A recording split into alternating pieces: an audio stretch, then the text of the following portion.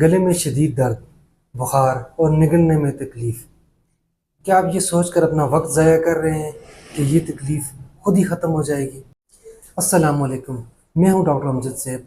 ٹانسلائٹس ایک عام سی بیماری ہے، لیکن اس کو نظر انداز کرنا انتہائی خطرناک ہو سکتا ہے۔ ہم دیکھیں گے کہ یہ کیوں ہوتے ہیں اور کب ہمیں ڈاکٹر کے ساتھ ملنا چاہیے۔ ٹانسلائٹس کی سب سے اہم بات یہ ہے کہ یہ دو طرح کے ہوتے ہیں، ایک وائرل ہوتے ہیں اور ایک بیکٹیریل ہوتے ہیں۔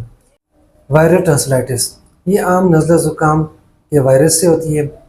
یہ خود 4 سے 5 دنوں میں ٹھیک ہو جاتی ہے، اس میں کسی بھی میڈیسن کو لینے کی ضرورت نہیں ہوتی۔ بیکٹیریل ٹانسلائٹس یہ ایک خاص قسم کے بیکٹیریا اسٹریپٹوکوکس کی وجہ سے ہوتا ہے۔ اس میں شدید درد ہوتا ہے، گلے میں شدید بخار ہوتا ہے اور اچانک سے یہ شروع ہوتا ہے۔ اس میں گلے کے اندر سفید اور یا پیلے رنگ کی پس نظر آتی ہے اور نگلنے میں شدید دشواری ہوتی ہے۔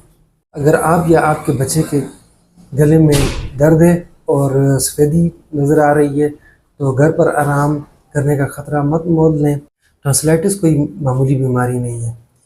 اگر یہ مستقل طور پر رہے تو آپ کے جسم کے کسی بھی اعضاء کو نقصان پہنچا سکتی ہے۔